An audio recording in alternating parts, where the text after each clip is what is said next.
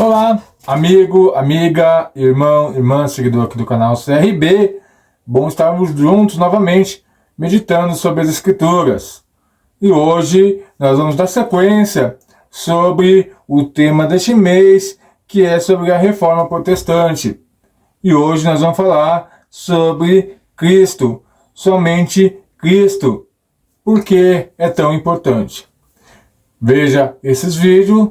Logo a seguir, voltaremos para meditarmos sobre esse assunto.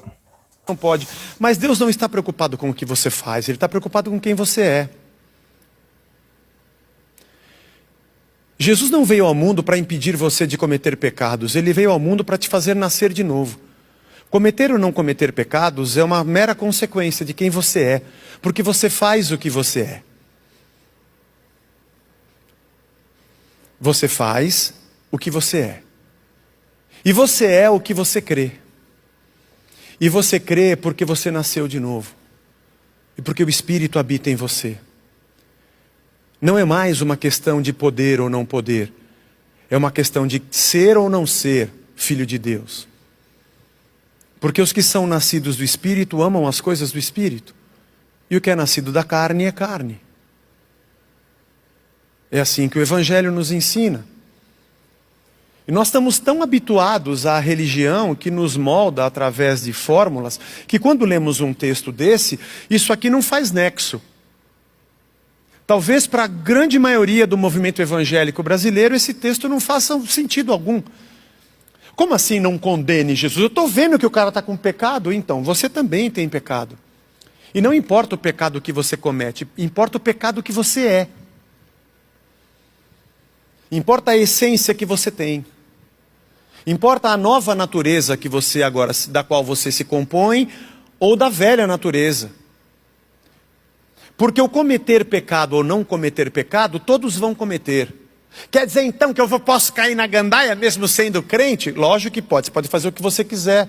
E a palavra crente não significa nada para Deus. A pergunta não é se você pode ou não pode fazer, a pergunta é por que você está querendo fazer, já que você nasceu de novo. A pergunta não é se você pode ter duas mulheres. A pergunta é por que você quer ter, se você nasceu de novo. A pergunta não é se você pode dar um golpe financeiro na praça, se isso é evangélico ou não, se pode ou não pode, se o pastor deixa ou não deixa. Só se você for idiotizado na infantilidade da religião. A pergunta é, por que você está querendo fazer isso se você nasceu de novo? Nós estamos em perigo. Qual perigo, Zé? De nós sermos evangélicos da religião do evangelho, falando do Jesus que anunciou as boas novas, que é o Evangelho, e resistindo a Jesus. É sermos o povo de Deus, da religião de Deus, do templo de Deus, dos sacerdotes de Deus, da palavra de Deus e da lei de Deus, que resiste a Deus. Meu professor de grego sempre dizia que só havia uma diferença entre todas as denominações que há no Brasil. Então, do cara que vende sabonete ungido, daquele que cobra dinheiro para vender milagres, daquele que é dono do rebanho e define quem casa, quem separa, porque se tornou guru, para aquele que pratica a fé em Cristo de verdade, só tem uma diferença, a hermenêutica, a maneira que eles interpretam o texto. Todo mundo lê o mesmo texto. A gente lê o mesmo texto. A gente lê o mesmo texto e falamos coisas tão antagonicamente diferentes, diametralmente opostas. Lendo o mesmo texto. Lendo o mesmo texto, a gente vê todas as aberrações que a gente vê no meio da nossa religião chamada cristã. E obviamente todo mundo que comete suas atrocidades e pecados e descaminhos que ele toma, ele puxa e saca um versículo bíblico e fala que ele está certo. Porque afinal de contas a religião sempre vai dar um jeito para achar um caminho para a violência e para a rebelião em nome de Deus. Esse é o nosso risco. Nós temos que ser crente. Nós temos que olhar para Jesus, o autor e consumador da nossa fé. Como eu sempre digo, Jesus é tudo que eu consigo saber sobre Deus, ou que eu consigo entender sobre Deus, e tudo que eu preciso saber sobre o homem. Nele eu entendo o Deus que eu não consigo ver e o homem que eu não consigo ser. Nele eu vejo a manifestação de Deus, que é direção e vida para mim. E nele eu vejo quão longe eu estou de uma humanidade redimida. E o quanto eu preciso me arrepender. É por isso que você não vai me ver aqui dizendo, imite Davi, imite Salomão, imite Josué, para receber a unção desse ou daquele, porque eles não são padrão para nós. Apesar de terem grandes lições em Deus que aprendemos com esses personagens. Mas eles são tão pecadores, e tão odiosos, e tão errados quanto eu e você, porque nós todos somos. Eu preciso olhar para Jesus. É através dele que eu compreendo todo o conceito de vida humana que a Escritura quer me fazer entender. a gente precisa ser crente. Aqui dentro de nós temos um monte de rebelião. Passa um monte de porcaria na nossa cabeça ao longo da semana. Pecados que a gente tem vergonha de dizer. Da maldade, do ódio, da mentira, da falsidade, da promiscuidade, de tudo que você possa imaginar. Da ganância, da pornografia, de tudo que você possa imaginar. Passa aqui, ó. Aqui e aí dentro da cachola de vocês. E um monte de vezes a gente passa por essas coisas e tomamos o caminho da rebelião. Mas nós somos evangélicos, a gente tem sempre um versículo, a gente puxa um ali da caixa de promessas que vai massagear o nosso pecado e a gente continua sendo as mesmas pessoas. Nós precisamos nos converter. Porque nós temos um risco tremendo, de sermos o povo de Deus, chamado pelo nome de Deus, dentro do templo de Deus, e vivendo uma vida completamente contra Deus. Então hoje vivemos num mundo onde cada um tem um Deus, cada um tem um Cristo, uma forma de interpretar a Escritura, uma forma de interpretar os mandamentos, né, de Cristo, muitas teologias, muitas igrejas, muitas coisas que confundem a nossa própria fé, como é que nós alicerçamos, como é que nós conhecemos, como é que nós adoramos, como é que nós convivemos com Deus. E isso é bastante complicado de nós começarmos a filtrar e começar a entender por que tantas coisas. Nós vemos igrejas que aparecem da noite para o dia e da mesma forma somem na neblina. Vimos isso com a Assembleia de Deus do Bom Retiro. Recentemente nós estamos vendo aí com a Igreja Plenitude, com a Bola de Neve. Alguns já estão falando que o próximo é a própria Batista da Lagoinha. Mas em tudo isso, por que essas coisas? Não que a gente se exalta, se glorifica, ou até mesmo torce para que as igrejas elas fechem. Mas é porque sua fé, seu alicerce, não está firmado nas Escrituras. O próprio Cristo falou que as minhas ovelhas ouvem minha voz e não são enganadas. E muitas igrejas são firmadas por causa da ira do homem, por causa do pecado do homem. E a gente vê muitas igrejas pequenas aqui na minha cidade também indo dessa forma, por uma rebeldia, por uma rebelião, por um discordar de algumas coisas. Vão lá homens que se empoderam do título de pastor e abrem sua própria igreja, seu próprio ministério, e não demora muito, eles vão à ruína, e mais que isso, acabam com a esperança de muitos homens, muitas mulheres que depositam sua confiança em si, mas esses homens não têm temor sequer algum de Cristo. Para avaliar as consequências, para avaliar as suas atitudes, suas ações, poucos se importam com a Igreja de Cristo. São lobos em pele de ovelhas, avarentos que querem títulos, que querem posições, que querem holofote, que querem atenção para si, mas não querem nada para com Deus. Querem fama, querem riqueza, que o nome de Deus pode atrair, mas não querem pegar e ensinar o verdadeiro Deus para esses homens, porque na verdade eles mesmos não conhecem, eles só querem usufruir do nome de Cristo. E aqui na minha cidade tem muitas igrejas, muitos pastores que pegaram e também fizeram essas práticas, abriram seus pseudos ministérios, suas pseudos igrejas, e no passar do tempo acabaram fechando as portas porque não estavam alicerçados em Cristo. Viveram e vivem em ondas do momento, em vendavais que levam seu barco. Acham que está indo para o lugar Porto Seguro, estão indo para o rochedo e levando para com eles muitos.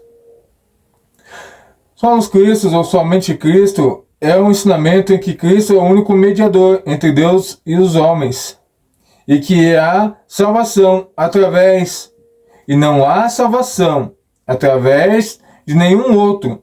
Por isso a frase é mostrada, e às vezes em caso ablativo, Cristo somente. O que significa é que salvação é somente por Cristo. Ao rejeitar todos os outros mediadores entre Deus e o homem, o luterismo clássico continua a honrar a memória da Virgem Maria e aos outros santos exemplares. Este princípio rejeita o sacerdotismo, que é a crença em que não existe sacramento da Igreja sem os serviços de sacerdotes ordenados por sucessões apostólicas sob a autoridade do Papa. Então, nós vemos aqui a ênfase de que a reforma protestante trouxe aqui: Cristo é o único caminho entre o homem e Deus. Não é pastor, não é apóstolo, não é papa, não é bispo, não é ninguém, somente Cristo. E é por isso que é o papel da igreja levar os homens, a humanidade, a conhecer a cruz de Cristo, conhecer a Cristo. Quem é Cristo? Por que Cristo? E é por isso que muitas igrejas evangélicas, muitas igrejas que se consideram cristãs, não falam mais sobre a cruz de Cristo. Porque se falarem sobre a luz que há em Deus, os seus pecados vêm à tona, vêm aparecer.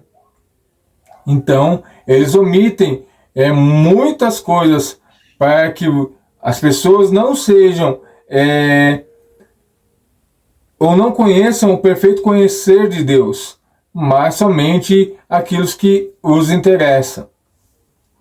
Como muitos que já vivem há muito tempo na igreja, ouve muito em Malaquias 3,10 sobre o dízimo e oferta, porque roubar é a Deus, né? No seu dízimo e oferta. Só que quando a gente lê o contexto, a gente vê que esse texto demonstra outra coisa do que é pregado em cima dele. Então, nós precisamos olhar para a cruz de Cristo, olhar para a Bíblia e ver o que realmente as igrejas que se denominam cristãs evangélicas estão ensinando, se realmente é sobre Cristo.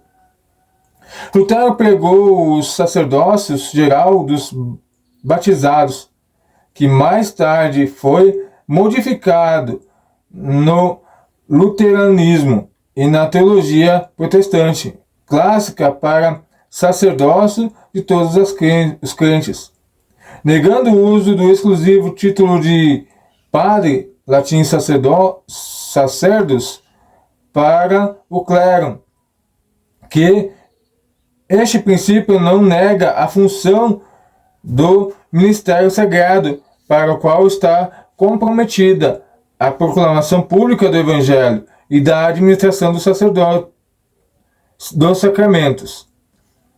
Dessa forma, Lutero, em seu Catecismo Menor, podia falar sobre o papel de um confessor para conferir absolvição sacramental a um penitente. A seção neste catecismo, conhecido como o Gabinete das Chaves, não está escrito por Lutero, mas acrescentada com a sua aprovação, identifica os chamados ministros de Cristo como sendo os que exercem o ligar e desligar de absolvição e excomunhão através do ministério da lei e do evangelho. Esta é definida na fórmula luterana da santa absolução, o chamado o ordenado servo da palavra. Perdoar pecado dos penitentes, fala as palavras do perdão de Cristo: eu perdoo todos os seus pecados, sem qualquer adição de penitências ou sacrifícios, e como um intercessor ou sacerdote mediador, mas em virtude da sua função como um chamado e ordenado servo da palavra, e um lugar como comando do Senhor Jesus. Então nós vemos aí que a igreja, por muito tempo, ela se pegou e apoderou de muitas coisas que não é da vontade do mestre. Pegar e causar às pessoas uma certa escravidão religiosa. Cristo, nessa tradição, a absolvição das penitências, reconcilia-os com Deus diretamente, mediante a fé no perdão de Cristo, em vez de ter padre e igreja como mediadores entre eles e Deus. Eu moro numa região onde muitos peregrinos passam em sentido a Aparecida para pagar promessas, sacrifícios, porque não conhecem a verdadeira Escritura, o que Deus está nos ensinando. E Lutero expõe isso aqui na Reforma Protestante, como é conhecido. Então, nós vemos que nós não precisamos causar martírios à nossa carne para alcançarmos a graça de Deus. Nós vemos também, por outro lado, que Davi, o rei Davi, falava que não queria nada a Deus que não lhe custasse algo. Mas nesse sentido, eu acredito que se nós olharmos mais a fundo, seria algo que ele pegasse e tivesse um custo não somente financeiro, mas não acredito que um custo ao ponto de pegar e se autoflagelar, mas um custo ao qual ele pudesse exercer algum trabalho, alguma força para honrar a Deus, para que Deus pudesse ser glorificado através da sua vida. E muitos interpretam esse gesto de Davi como algo penitencioso, como algo que nós precisamos passar para alcançar o perdão de Deus.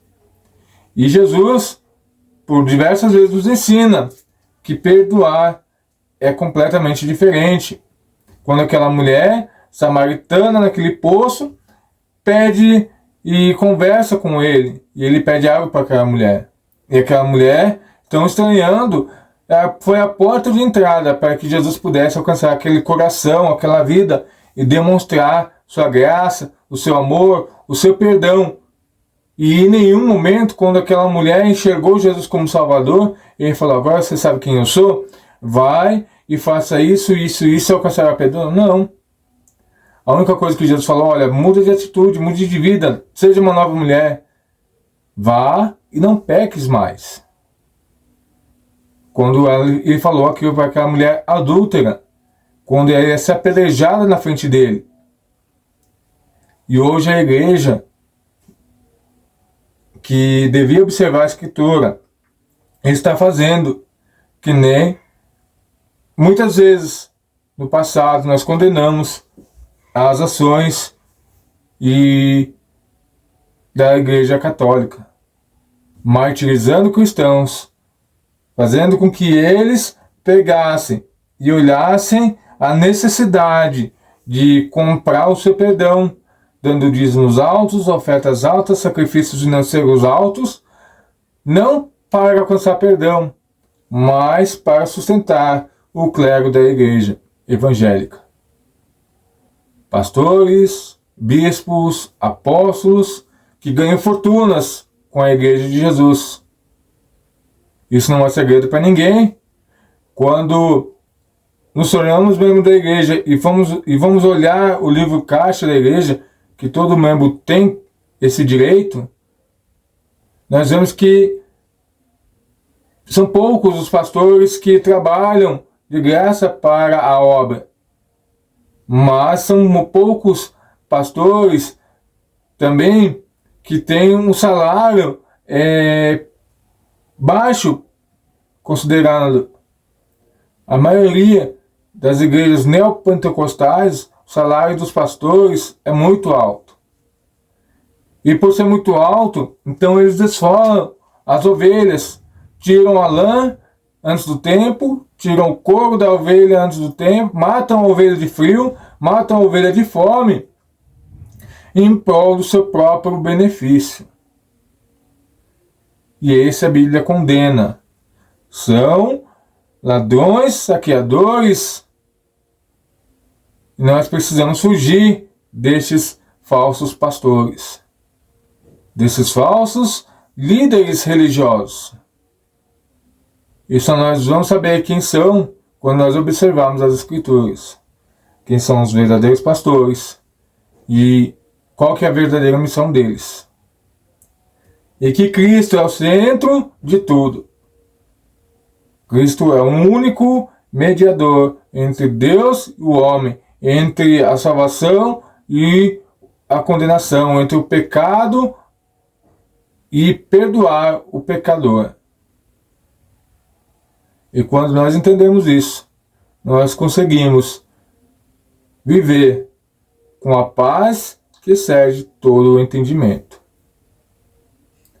Espero que esse vídeo tenha abençoado a sua vida. E a gente se encontra aqui neste canal para continuarmos a conversar sobre a Reforma Protestante, onde Cristo, através da sua graça, nos alcançou. Dois assuntos que nós já estamos então abordados aqui neste tempo de aprendermos sobre a Reforma Protestante.